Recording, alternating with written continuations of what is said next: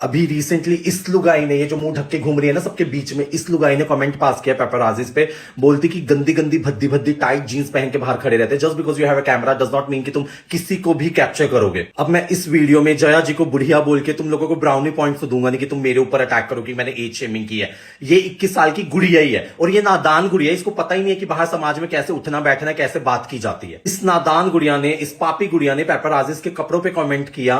पहली बात तो वो पेपराजीज किसी के अंडर काम कर रहे हैं, वो तुम्हारे घर के लाए हुए नहीं है कि तुम उनके कपड़ों को बोल रही हो। इतनी तुम्हें उसके कपड़ों से दिक्कत है ना, उनको सारों को जीन्स दिलवा दो तुम अपनी पसंद की। ये पेपराजीज मुझे भी नहीं पसंद है जब ये लड़कियों की छाती में जूम करते हैं या उनके पिछवाड़े पे जूम करते हैं, लेकिन अगर ऐसी कोई कंप्लेंट तुम्हारी होती ना, हम मानते कि हाँ जेन्युइन कुछ बोल रही है, लेकिन तुम्हें उनकी टाइट जीन्स से दिक्कत है। कौन से फैशन स्कूल से आपने डिप्लोमा किया है जो आप बोल रहे हो टाइट जीन्स और फटी फटी जीन्स गंदी होती है? और गंदी गंदी पे तो ऐसा आंतड़ियों से जोर निकाला है इसने गंदी गंदी बोलने में। अगर अटैक आ जाता है इंटरव्यू देते हो आपको तो हम क्या करते हैं? हम छोड़ो, अमिताभ बच्चन जी क्या करते? वो तो भरी जवानी में रंडवे हो जाते ना आपके बिना। थोड़ा कम जोर लगाया करो गंदे गंदे पे। इतनी तेज आंतड़ियों से बोल रही है, कोई नाक की नस फट जाए, छाती की नस फट जाए, नाभि की नस फट जाए, इतनी क्या चिड़ हो रही है तुम्हें पेपराजी से? आपने किसी की फटी हुई जीन्स या टाइट जीन्स से उनको जज कर लिया और बोल दिया गंदे गंदे से। So you started this game. अब आम जनता तो फिर किसी भी लेवल तक जाएगी, बुरा मत मानना बाद में, कहीं बाद में फिर खून की उल्टियां करती घूमो। हाँ तो मेरी नादान गुड़िया, मेरी बात का जवाब दो। ये जो गले में पट्टा पहना हुआ है, हमारे यहाँ पे कुत्ते पहनते हैं ऐसा पट्टा, तो ये अच्छे अच्छों में आएगा क्योंकि जया बच्चन ने पहना है, या ये भी गंदे गंदे में आएगा? जीन्स गंदी हो, टी शर्ट गंदी हो ना, वो तो चेंज हो जाती है, 1200 में नहीं आ जाती है,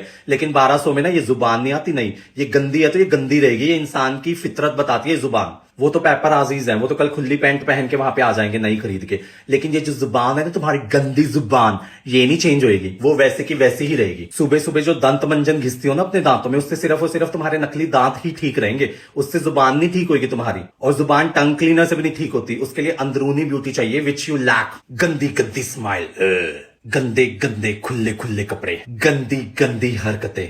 दिख नहीं रहा है कोई फोटो करवा रहा है, उसकी फोटो बीच में से काट के जा रही है। गंदी गंदी आदतें। घर वालों ने ना मुंह पे मास्क भी लगा के भेजा था, जैसे हम कुत्ते को हगवाने लेके जाते हैं ना बाहर, उसके मुंह पे हम वो लगा देते हैं टोकरी सी, ताकि वो काटे ना किसी को, लेकिन मास्क के अंदर से भी अपने कटु शब्द बोलिए। गंदी गंदी जुबान, गंदा गंदा गिरा हुआ साड़ी का पल्लू। जिस पब्लिक ने इसको बनाया उसी पब्लिक को डांटने वाली गंदी सोच।